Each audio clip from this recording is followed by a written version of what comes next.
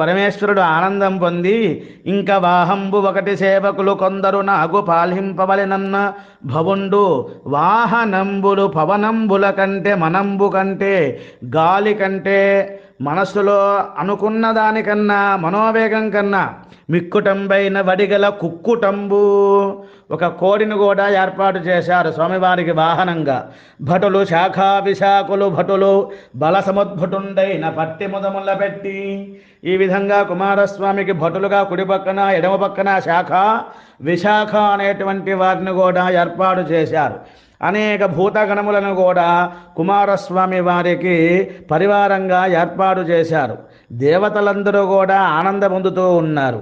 ఇది షష్ఠి నాడు జరిగినటువంటి సమయం కనుక ఎవరైతే కుమారస్వామిని షష్ఠి తిథి నాడు ధ్యానం చేస్తారో ధనధాన్య పుత్ర పౌత్రాభివృద్ధులు సిద్ధించు సర్వే